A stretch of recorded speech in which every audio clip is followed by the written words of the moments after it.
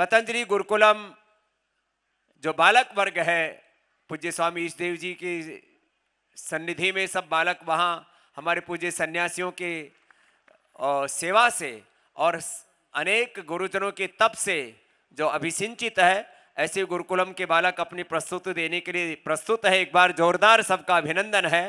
और उसी समय एक ऐसे गुरु संत ज्ञानेश्वर जी, जिन्होंने इसी प्रकार के सारे सामाजिक कुरीतियों को, बंधनों को और सारी भेदभाव की दीवारों को तोड़ करके एकत्व का, सहअस्तित्व का, सामंजस्य का और एक ही ब्रह्म का, एक ही परमात्मा का सर्वत्र वास है, इन तत्वों को बहुत ही प्रामाणिकता से समाज में संप्रेषित करके सनातन के शाश्वत सत्यों को पूरी मानवता के लिए संप्रेषित किया।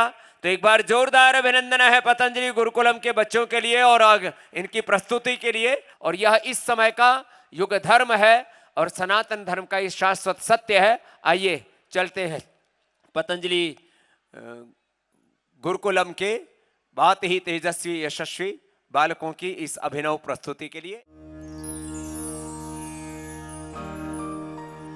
ईश्वर सच्चिदानंद स्वरूप, सर्वशक्तिमान, दयालु और न्यायकारी है।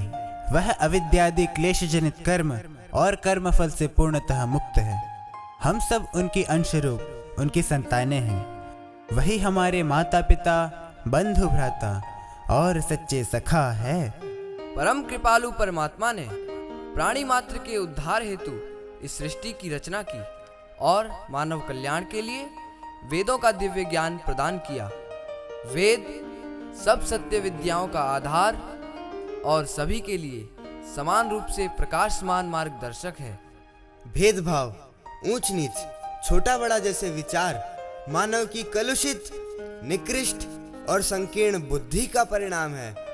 वेद ईश्वरीय ज्ञान है जो निर्मल हृदय में तप, त्याग और ज्ञान के बल से ही प्रकट होता है। जब तक स्वार्थ की भावना मानव हृदय में घर किए रहती है, तब तक वहाँ सच्चा वेद ज्ञान अवतरित नहीं हो सकता। वेदवाणी हमें यह सिखाती है कि संसार का उपकार करना, परस्पर में प्रीतिपूर्वक, धर्मानुसार और यथा योग्य एवं भेदभाव रहित व्यवहार करना ही सच्चे मानव का लक्षण है। वेद की वाणी तो समता का गीत है। वेद में भेद दृष्टि नहीं है। भेदभाव की दीवारें मनुष्य ने स्वयं खड़ी की है, ईश्वर ने नहीं। हम सब एक ही पिता की संतानें हैं और एक ही स्रोत के अंश हैं। यही वेदवाणी का संदेश है, यही वेदवाणी का संदेश है, यही वेदवाणी का संदेश है।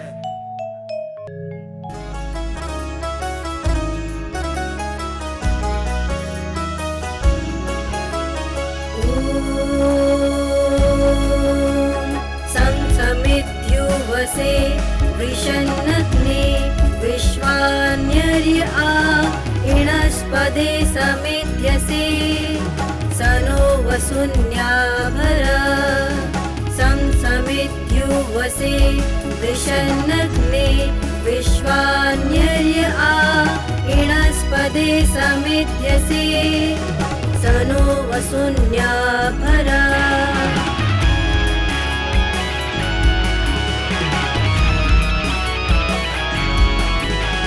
संगच्छध्वं संवदध्वं संभो मनसि जायतां देवाभागं यथा पूर्वे संजानाना उपासते।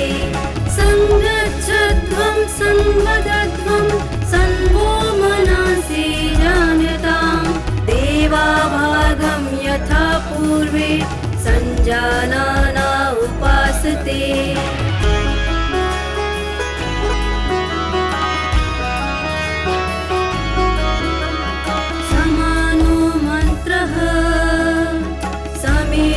समानी समानं मनः सह चित्तमेषा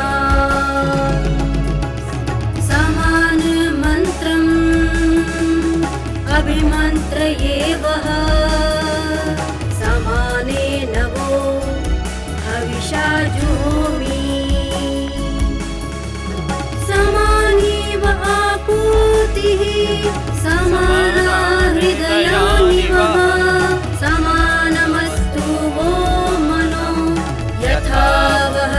सुसहासति यथा वह सुसहासति यथा वह सुसहासति। महाराष्ट्र की पुण्य धरा पर जब अंधकार गहराता गया, तब एक बाल संत ने उदित होकर संपूर्ण मानवता को ज्ञान और अध्यात्म का प्रकाश दिया। उस प्रकाश का नाम है संत ज्ञानेश्वर। उन्होंने बताया कि भक्ति ही सबसे बड़ा योग है। अपनी अमर कृति ज्ञानेश्वरी के माध्यम से गीता के दिव्य संदेश को जन जन तक पहुंचाया। निवृत्तिनाथ जैसे गुरु, सोपान और मुक्ताबाई जैसे संत भाई बहनों के साथ ज्ञानेश्वर जी ने संत परंपरा को स्वर्ण अक्षरों में रचा। आज भी उनकी वाणी नाथ संप्रदाय की ज्योति है और मानवता के लिए अमृत सदृश प्रेरणा है। आइए इस नाटक के माध्यम से हम संत ज्ञानेश्वर माउली के जीवन, दर्शन और भक्ति के रंगों को आत्मसात करें।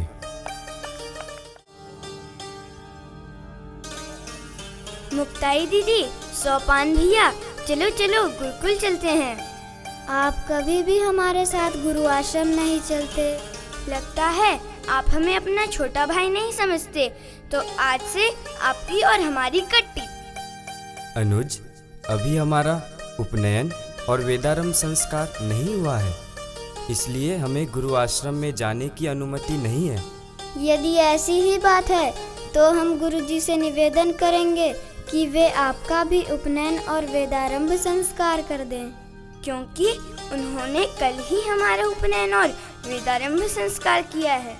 नहीं कान्हा, यहाँ के सभी गुरुजनों ने हमारा उपनयन और वेदारंभ संस्कार करने से मना कर दिया है। तो क्या अब आप कभी भी शिक्षा ग्रहण नहीं कर पाएंगे? भगवान के घर देर है, अंधेर नहीं। हमारे माता पिता सभा के सम्मुख हमारे विद्याध्ययन हेतु वेदारंभ और उपनयन संस्कार के लिए उनसे निवेदन करने गए हैं।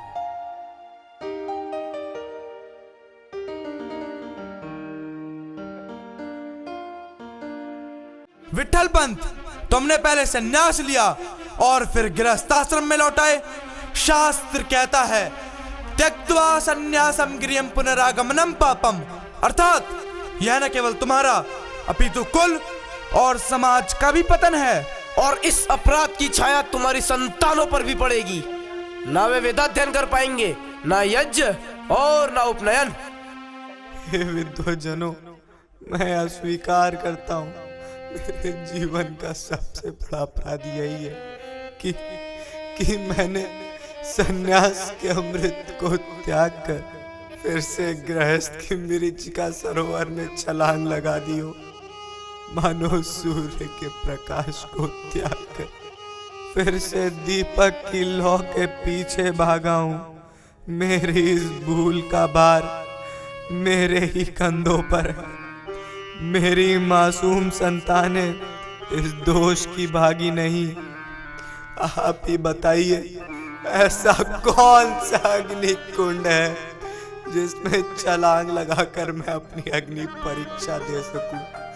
ऐसा कौन सा तीर्थ स्थल है जिसमें स्नान करने के पश्चात मैं अपनी आत्मा को निर्मल कर सकूं?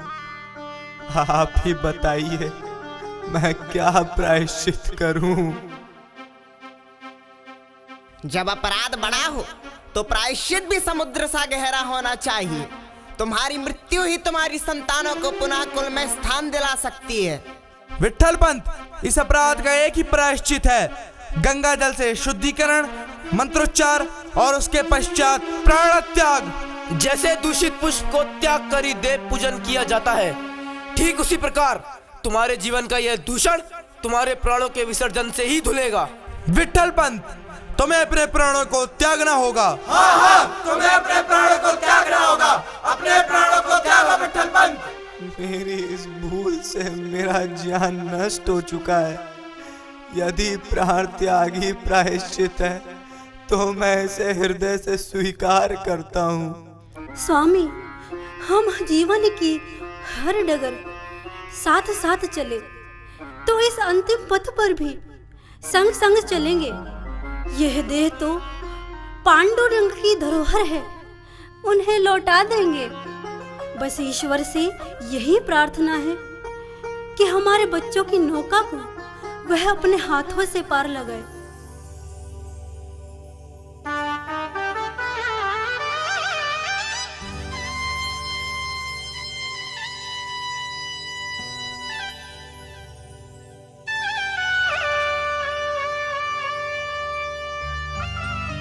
कौन है अपना कौन पराया, जन्म गवाए भेद न पाया। कौड़ी कौड़ी जोड़ी माया, अंत समय कुछ हाथ न आया। अंत समय कुछ हाथ न आया।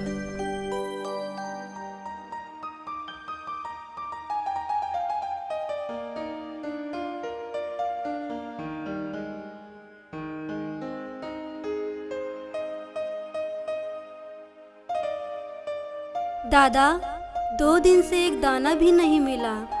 धैर्य रख बहना, कदाचित सूर्य के इस तपन में किसी के घर से दया की रोटी मिल जाए। हम भिक्षाटन हेतु चलते हैं। सुनो भाई और बहना, मुख से विठ्ठल विठ्ठल कहना। सुन भाई और बहना, मुख से विठ्ठल विठ्ठल कहना। हो जाए तेरो कल्याण, हो जाए तेरो कल्याण। विठ्ठल विठ्ठल विठ्ठल विठ्ठल विठ्ठल नाम जपो। विठ्ठल विठ्ठल विठ्ठल विठ्ठल विठ्ठल नाम जपो। भिक्षाम देहि भवति भिक्षाम देहि। अरे तुम, मैं अपने घर का अन्न तुम जैसे नीच लोगों के पेट में नहीं जाने दूंगी। भागो यहाँ से। भिक्षाम देहि भवति भिक्षाम देहि। तुम तो वही विठ्ठल पंथ के पाप की फसल हो। हमारे आंगन में मत खड़े रहो। जैसे कांटे फूलों की थाली को बिगाड़ देते हैं, उसी प्रकार तुम्हारा साया हमारे द्वार को अशुभ कर देगा। हम अपने कुल की लक्ष्मी को कलंकित नहीं कर सकते। जाओ यहाँ से।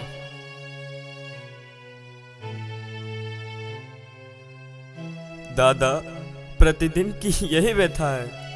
भूख हमारे साथ सोती और हमारे साथ जगती है, और समाज के ये लोग हमें देखकर ऐसे मुंह फेर लेते हैं जैसे गंदे तालाब से गुजरते हुए राहगीर अपनी नाक ढक लेते हैं। माता पिता ने अपने प्राणों की आहुति देकर हमें मुक्त कराना चाहा, पर समाज ने तो जैसे हमारे गले में पत्थर ही बांध दिए हों। शरीर टूट रहा है, पर मन में एक ज्वाला है जिसे न उपेक्षा बुझा सकती है, न तिरस्कार। भ्राताश्री, कदाचित हमें समाज की आंखों में आंखें डालकर पूछना चाहिए, क्या वर्णाश्रम धर्म बड़ा है या मानव धर्म? क्या जन्म की दीवारें ऊंची हैं या प्रेम का आकाश? दादा, तो क्या हम सभा में चलेंगे? क्या वो लोग हमें अपनाएंगे? यदि सत्य में बल है तो सभा को हमें अपनाना ही पड़ेगा। हमारी रोटी उनकी दया की भीख नहीं, हमारे आत्मसत्य का प्रसाद होगी। आओ हम सभी सभा में चलें।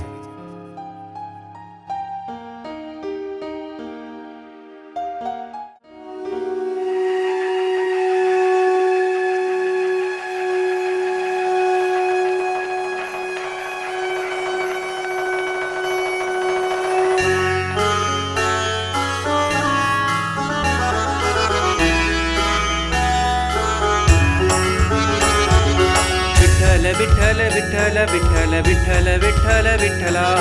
विठ्ठल विठ्ठल विठ्ठल विठ्ठल विठ्ठल विठ्ठल विठ्ठला। पांडुरंग विठ्ठला, जय जय विठ्ठला। विठ्ठल विठ्ठल विठ्ठल विठ्ठल विठ्ठल विठ्ठल विठ्ठला। विठ्ठल विठ्ठल विठ्ठल विठ्ठल विठ्ठल विठ्ठल विठ्ठला।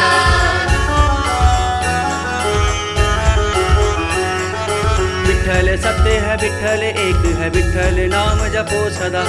विठ्ठल सत्य है, विठ्ठल एक है, विठ्ठल नाम जपो सदा। विठ्ठला विठ्ठला, जय जय विठ्ठला। विठ्ठल विठ्ठल विठ्ठल विठ्ठल विठ्ठल विठ्ठल विठ्ठला। विठ्ठल विठ्ठल विठ्ठल विठ्ठल विठ्ठल विठ्ठल विठ्ठला।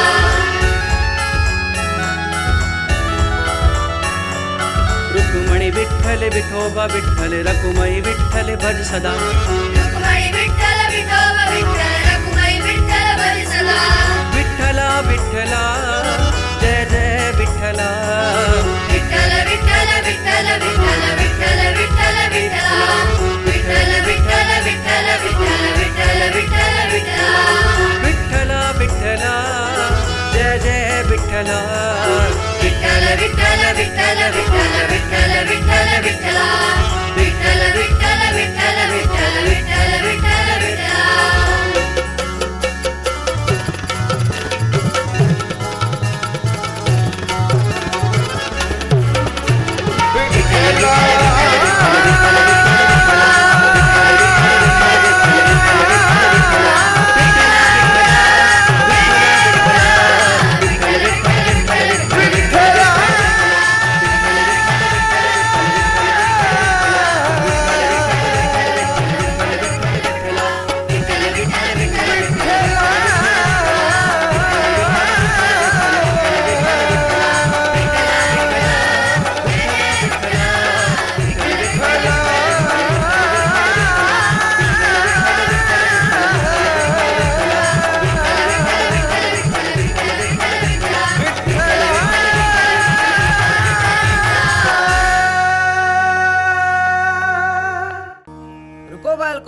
कहाँ चले जा रहे हो? अरे ये तो बड़े ही प्यारे बालक हैं, इन्हें अंदर आने दो। प्रणाम विद्वज्जन, आयुष्मान भव। श्रीमन, हम सभी विट्ठल पंत की संतानें हैं। मूर्ख बालकों, तुम्हारा इतना दुस्साहस कि तुम सभा में पहुंचे। क्षमा कीजिए, परंतु हम आपसे विनम्र निवेदन करते हैं कि हमारे माता पिता के प्रायश्चित के उपरांत हमें वेदाध्ययन हेतु उपनयन संस्कार और वेदारंभ संस्कार की अनुमति प्रदान करें और समाज में हम सभी को तिरस्कृत ना किया जाए। बालकों, तुम्हें हम उपनयन, वेदारंभ संस्कार, समाज में स्थान और वर्णाश्रम व्यवस्था में पुनः स्वीकार नहीं कर सकते। माना कि तुम्हारे माता पिता का प्रायश्चित हुआ, परंतु आज भी जन्म का दोष तुम्हारे साथ है। श्रेष्ठ जनों, हम अपनी दोष रेखा मिटाने का मार्ग पूछने आए हैं। हम वेदाध्ययन से वंचित ना रहें, यही हमारी विनती है। वर्णाश्रम धर्म की मर्यादा टूटी है पुत्री, पुनः प्रवेश का कोई मार्ग नहीं। हम भी उसी सूर्य की किरणें हैं जो सब पर समान पड़ती हैं। हमें भी समाज में वह स्थान प्राप्त हो जो प्रत्येक योग्य बालक का अधिकार है। विप्रवर, आप शास्त्र के रक्षक हैं, कोई मार्ग तो अवश्य होगा। लगता है मार्ग शास्त्र में होगा, पर सभा की स्मृति से लुप्त हो गया है। शास्त्र में पुनः स्वीकार का विधान है, परंतु वह कष्ट साध्य है। श्रेष्ठ जन, हम प्रत्येक कष्ट को सहन करने के लिए तत्पर हैं। आप केवल मार्ग बताएं। इसके लिए 5 व्रतों को स्वीकार करना होगा और आजीवन उनका पालन करना होगा। विद्वज्जन, हमें आपके 5 व्रत स्वीकार्य हैं। कृपया आप हमें उनसे अवगत कराइए। प्रथम व्रत, आजीवन ब्रह्मचारी रहना। मेरा नाम ही निवृत्ति है, मैं प्रवृत्ति के पथ का पथिक हो ही नहीं सकता। मेरा नाम सोपान है, मैं तो उस सीढ़ी का प्रथम चरण हूँ जो सीधे मोक्ष के द्वार तक ले जाता है। संसार में रहते हुए भी मैं बंधन में नहीं रह सकती, मैं सदैव मुक्त हूँ। और मैं जानदेव, ब्रह्मचर्य मेरे लिए केवल व्रत नहीं, ज्ञान की अनिवार्य संजीवनी है। यह व्रत हम सबको स्वीकार है। दूसरी प्रतिज्ञा, अहिंसा और सत्य का पालन करना। सत्य और अहिंसा तो हमारे प्राण हैं। जैसे सूर्य की पहली किरण रात्रि का अंधकार चीर देती है, वैसे ही सत्य असत्य का विनाश करता है। हमें यह व्रत भी स्वीकार है। तीसरा व्रत, एकमेव द्वितीयो नास्ति का सिद्धांत मानना होगा, अर्थात ईश्वर केवल एक है, दूसरा कोई नहीं। हमें यह व्रत भी स्वीकार है। चौथी प्रतिज्ञा, ब्राह्मण धर्म कभी नहीं छोड़ोगे। मान्यवर, हम तो मानव धर्म में विश्वास रखते हैं। मानव धर्म ही सच्चा ब्राह्मण धर्म है। यदि मानव धर्म ही सच्चा ब्राह्मण धर्म है तो हम इसे हृदय से स्वीकार करते हैं। 5वां व अंतिम व्रत, अछूत की छाया भी तुम पर ना पड़े। विद्वज्जनों, जो शास्त्र में अछूत की परिभाषा बताई है, हमें उससे अवगत तो कराएं। चातुर्वर्ण्यम मया सृष्टम गुण कर्म विभागशः, अर्थात ईश्वर ने मनुष्य को 4 वर्णों में विभक्त किया है, ब्राह्मण, क्षत्रिय, वैश्य और शूद्र। जो शूद्र है वही अछूत है। क्या इसका निर्धारण जन्म से होगा? हाँ, केवल जन्म से ही मनुष्य श्रेष्ठ और निम्न होता है। उच्च कुल में जन्म मनुष्य ही सर्वश्रेष्ठ है और वही सत्य और धर्म के मार्ग का अनुसरण करता है। और यदि उच्च कुल में जन्मा मनुष्य छल, हिंसा और अधर्म में लिप्त हो, तब उसे आप क्या मानेंगे? यदि वह सत्य और सेवा से विमुख है, तब उसे क्या कहेंगे? कोई उच्च कुल में जन्म लेकर यदि अधर्म के पथ पर चले प्रभु, तब आप उसका क्या करेंगे? बहिष्कार, बहिष्कार, बहिष्कार। क्या यह आपने उसके जन्म के आधार पर किया या कर्म के आधार पर? कर्म के आधार पर। जब दंड कर्म के आधार पर दिया जाता है, न्याय का निर्णय कर्म के आधार पर होता है, तब जन्म के आधार पर कोई छोटा बड़ा, उच्च या निम्न कैसे हो सकता है प्रभु? भगवान का विधान है, जो जैसा कर्म करता है वैसा फल प्राप्त करता है। कस्त्वा युनक्ति सत्वा युनक्ति, कस्मै त्वा युनक्ति तस्मै त्वा युनक्ति, कर्मणे वाम विषाय वाम। अर्थात किसने तुम्हें संसार में नियुक्त किया? उस परमपिता परमेश्वर ने। किस लिए इस संसार में नियुक्त किया? कर्म करने के लिए, क्योंकि कर्म से ही मनुष्य महान होता है। इसलिए कर्म करो, क्योंकि हजारों लाखों शब्दों से कहीं अधिक कर्म की ध्वनि गुंजायमान होती है।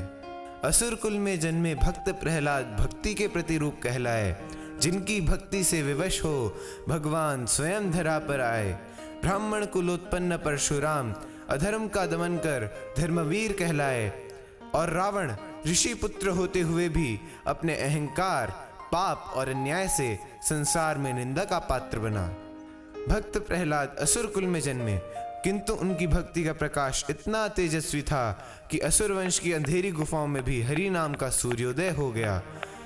वे इस सत्य के साक्षी बने कि आत्मा का तेज रक्त की वंश रेखा का दास नहीं होता।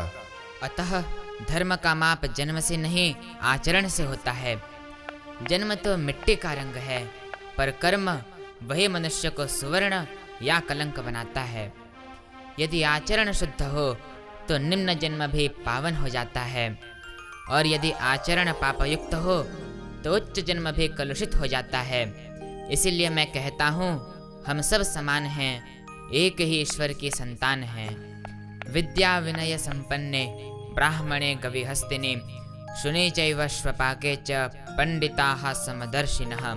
अर्थात विद्या विनय संपन्न ब्राह्मण में, वन में विचरते गजराज में, गोधूली में गाय चराती ग्वालिन की सरल मुस्कान में, वृक्षों की हरित छांव में, वाटिका के मधुमय पुष्पों में, हर रूप में, कण कण में उसी एक परम चेतना का वास है।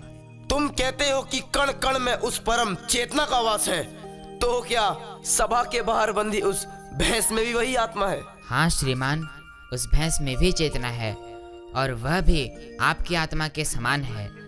अंतर केवल देह का है। आत्मा न तो रंग देखती है, न आकार, न जाति। वह तो बस एक ही ज्योति है, जो सब में समान रूप से प्रज्वलित है। तुम कहते हो कि उस भैंस में भी आत्मा है और वह भी हमारी आत्मा के समान है, तो फिर इस बात का प्रमाण क्या है? हाँ, यदि यह बात सत्य है तो किसी न किसी प्रकार का प्रमाण तो होना ही चाहिए। क्यों ना इस भैंस के मुख से कुछ वचन निकल आए, ताकि हमें भी यह विश्वास हो जाए कि इस भैंस में भी आत्मा का तेज है। हे विद्वज्जन, भक्त प्रहलाद की भक्ति को देखकर भगवान पत्थर से भी प्रकट हुए थे। पत्थर तो जड़ है, यह भैंस तो सजीव प्राणी है। मुझे भगवान पर तनिक भी संदेह नहीं। वे तो भक्त के हृदय में सदा विराजते हैं, जैसे सुगंध पुष्प में और ज्योति दीप में। परंतु मैं ईश्वर की परीक्षा लेने का साहस नहीं करता। भगवान को अपनी शंका का साधन बनाना, यह मेरे व्रत के विरुद्ध है। यदि वे चाहेंगे तो अपनी शक्ति का प्रमाण स्वयं देंगे, और यदि न भी दें तो मेरे विश्वास की लौ तनिक भी मंद न होगी। बालक, क्या तुम हमारी परीक्षा से बचने का प्रयास कर रहे हो? नहीं श्रीमान, मैं सत्य से नहीं बचता। मैं केवल यह कह रहा हूँ कि इस जीव में भी चेतना है और वह भी आपकी और हमारी आत्मा के समान है, परंतु उसका मुख खोलना, वाणी देना, यह मेरे नहीं केवल प्रभु के अधीन है। आप भी जानते हैं, मानव को वाणी मिली है, शब्दों को स्पष्ट रूप से प्रकट करने की शक्ति मिली है। विभिन्न प्राणियों की वाणी भिन्न भिन्न होती है। यह प्राणी, यह भैंस वैसे शब्द नहीं बोल सकती जैसे आप और हम बोलते हैं। इसकी वाणी अव्यक्त है और अर्थभूत भी सीमित है। परंतु जितना यह सत्य है कि यह जीव स्वभाव से मंत्रोच्चारण नहीं कर सकती, उतना ही यह भी सत्य है कि भगवान के सामने कोई नियम, कोई भौतिक विज्ञान या कोई सिद्धांत अडिग नहीं रह सकता। जो इस सृष्टि का करता है वह क्या नहीं कर सकता। यदि भगवान चाहेंगे तो इसकी आत्मा और हमारी आत्मा में इतना भी भेद नहीं रह जाएगा कि जैसे आप मंत्र बोल सकते हैं वैसे ही यह भी मंत्र बोल पाएगी, परंतु तब भी वह मंत्र इस भैंस की शक्ति से नहीं बल्कि भगवान की उपस्थिति में ही उच्चारित होंगे। आध्यात्मिक दिव्यता में, सिद्धियों और शक्तियों के संसार में जहाँ हमारे भौतिक नियम समाप्त हो जाते हैं, वहाँ से उनकी लीला की यात्रा प्रारंभ होती है।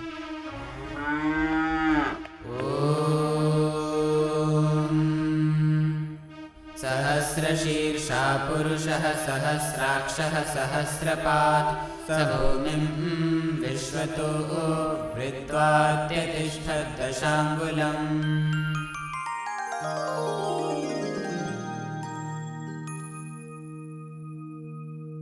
जानदेव ने सत्य कहा, सब में एक ही आत्मा का वास है। जाति, वर्ण, रूप, देह ये सब क्षणभंगुर हैं। मानव धर्म केवल जन्म की उपाधि नहीं अपितु कर्म का प्रकाश है।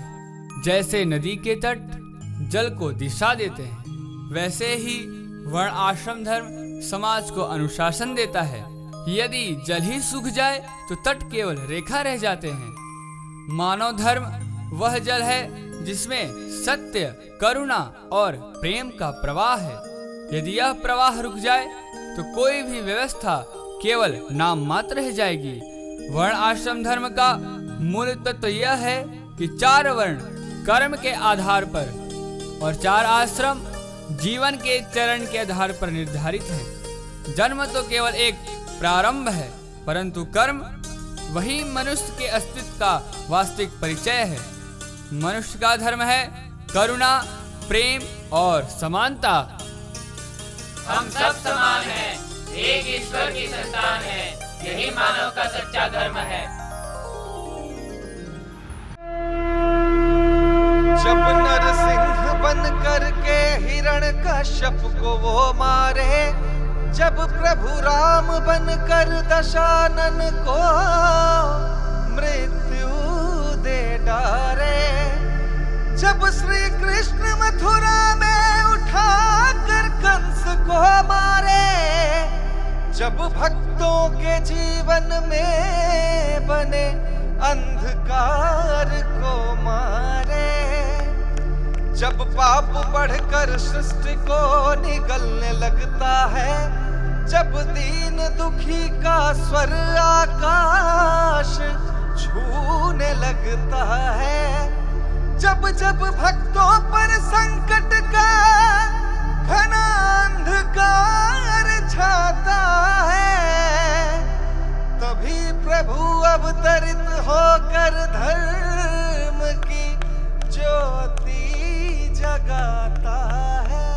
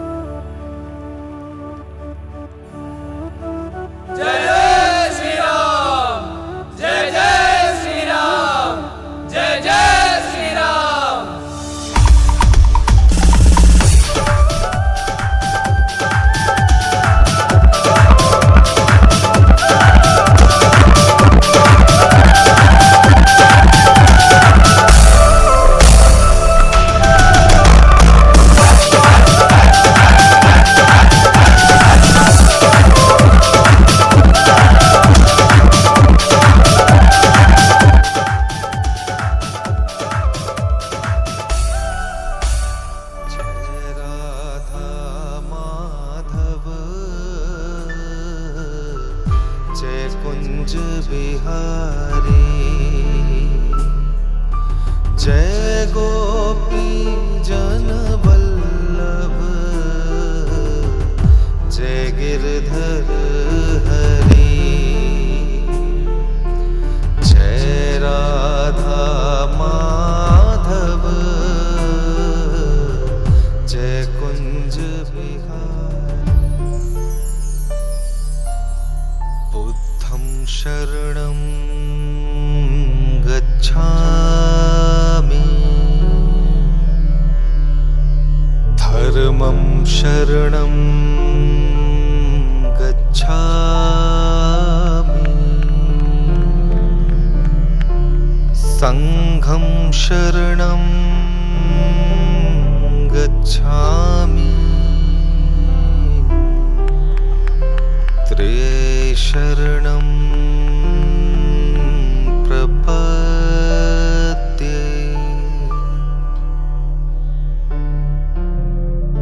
सत्यं धर्मं च परित्राक्तुम्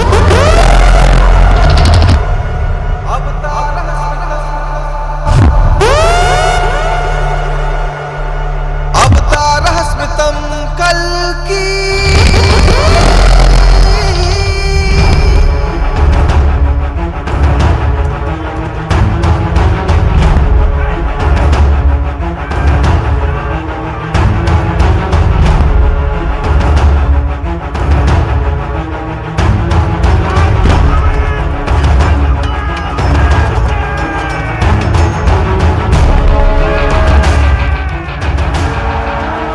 ऐसा घोर कलयुग आएगा जब संसार में किसी भी रिश्ते का कोई महत्व नहीं रह जाएगा। सृष्टि के संपूर्ण रिश्ते नाते स्वार्थ पर आधारित होंगे।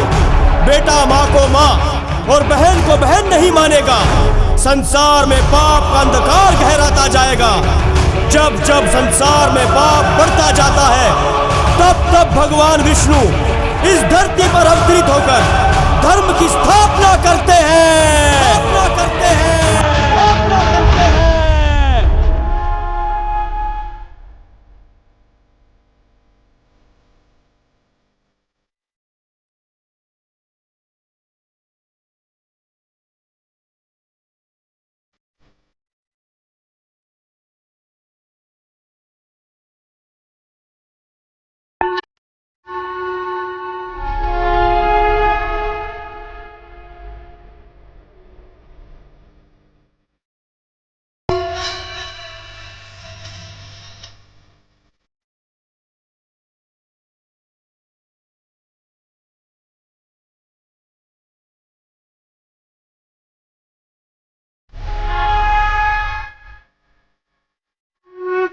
यदा यदा हि धर्मस्य ग्लानिर्भवति भारतः अभ्युत्थानमधर्मस्य तदात्मानं सृजाम्यहम् परित्राणाय साधूनां विनाशाय च दुष्कृतां धर्म संस्थापनार्थाय संभवामि युगे युगे।